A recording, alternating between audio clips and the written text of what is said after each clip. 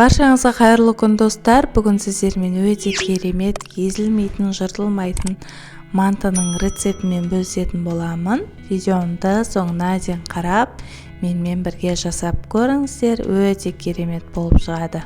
Алдын ала мінекей таза ыдысымызға 1 жұмыртқа және 1 қасық тұзымызды қосып, 200 грамм салқын суымызды қосып, жақсылап араластырып аламыз. Сосын електен өткен дайын ұнымызды салып, жақсылап қамыр илейтін боламыз. Мінекей. Бірденен салып жібермеңіздер, шетінен салып қамыр илейтін боламыз. Мінекей қамырымыз дайын, холодильникке 5 минутқа қойып қоямыз.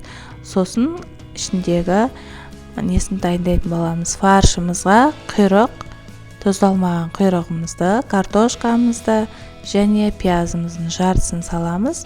Жарты бөлігін картошка салмай, құр етпен, пиязбен жасайтын боламыз. Мінекей бір үлкен қасықпен 1 қасық тұз саламыз және бұрыш саламыз. Дәміне қарай жақсылап араластыратын боламыз. Құйрық майларыңыз жоқ болса, пістемай қоссаңыздар болады. Мінекей мен 2 бөлек жасадым. Біреуін етпен, пиязбен және құйрық салып, біреуін картошкамен дайындадым.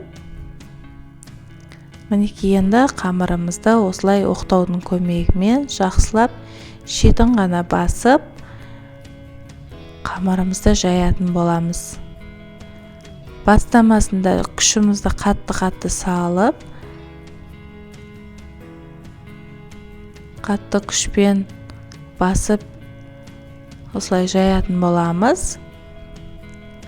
Сосын сәл үлкейген соң, қолыңыздың икемімен жаятын боламыз. Шеттері қалың болып кетсе, осылай қайырып жайып алсаңыздар болады. 2-3 мәрте осылай қайырып жайып алсаңыздар, шеттің қалыңдығы кететін болады. Мінекей өте керемет қамыр болып шығады. Мантының қаясып қалмауы себебі қамырымыз жұқа болса қаязымайды. Сол үшін жұп-жұқа етіп жаю қажет. Және де шеттері қалың болып қалса, осылай қайырып 2-3 мәрте жайып алсаңыздар, қамырымыз теп-тегіс болып жайылатын болады.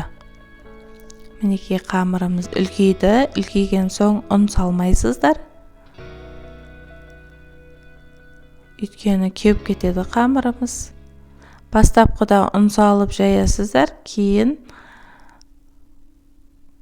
оқтауға күш салмайсыздар, өз еркімен айландыра берсеңіздер, дөп дөңгелек керемет қамыр болып шығады. Сосын осылай мантыға 4 бұрышты етіп, барлығын осылай бір формада етіп кесіп аламыз. Барлығын бір келкі қылып, сосын осылай 4 бұрышты формаға барлығын кесіп алатын боламыз. Мінекей дәл мен видеомдағыдай жасап көріңіздер, керемет болып шығады. Мінекей барлығын осылай 4 бұрышты етіп істеп алдық. Мінекей өте жұп-жұқа керемет болып шықты. Мінекей жан-жағындағы қалдық қамырларын осылай 4 бұрышты етіп, формаға келтіріп алып, барлығын түйіп шығатын боламыз. Алдымен картошка қосылған фаршымызды жасап шығамыз. Келесі қамырымызға етпен, пияз және құйрық майымыз қосылған дәмді мантымызды келесі қамырға түйіп шығатын боламыз.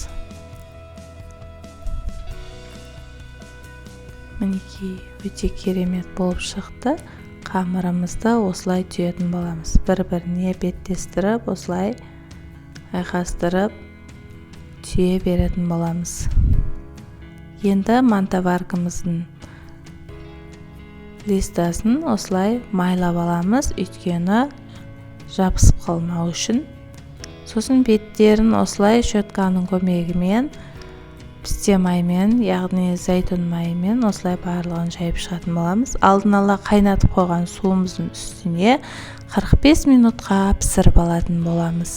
Мінекей керемет тағамыз пісіп шықты. Енді үстіне осылай пиязды қосып, немесе майонез кетчуп салып жей берсеңіздер болады. Өте керемет болып шығады.